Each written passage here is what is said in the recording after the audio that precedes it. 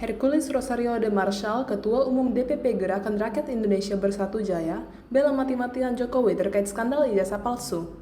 Hercules yakin kalau ijazah Jokowi asli.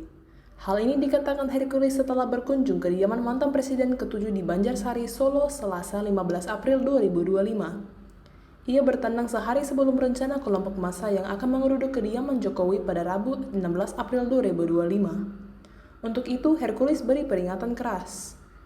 Hercules berargumen riwayat jabatan Jokowi dari Wali Kota Solo, Gubernur DKI Jakarta, hingga Presiden Republik Indonesia jadi bukti kuat keabsahan ijazahnya.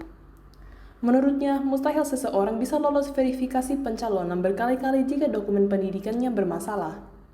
Hercules menduga ada pihak yang sengaja mengangkat isu ijazah palsu hanya untuk mencari sensasi dan membuat suasana tidak kondusif. Meski begitu, Hercules menyatakan kunjungannya ke Jokowi sore itu murni untuk silaturahmi.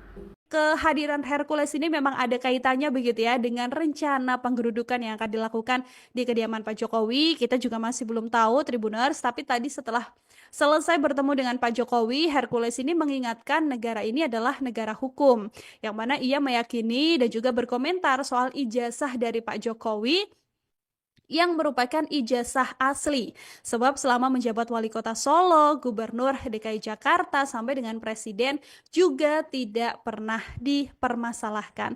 Menurut Hercules, mustahil Jokowi bisa mencalonkan diri jika ijazah yang dilampirkan ini adalah ijazah palsu. Ia pun mengungkapkan kekesalannya bagi pihak-pihak yang menuduh ijazah Jokowi palsu. Yang mana menurutnya penyebaran ini adalah isu yang hanya untuk mencari sensasi belaka. Hercules ini mengatakan tujuannya mengunjungi kediaman Pak Jokowi semata-mata hanya silaturahmi dan memang mengaku tidak ada hal spesifik yang dibicarakan. Karena menurutnya Pak Jokowi ini adalah teman lama dari Hercules sejak zaman beliau ini masih menjadi gubernur DKI Jakarta. Udah itu kan udah ijazah benar kok, wali kota, gubernur, presiden. Wah, apa ini?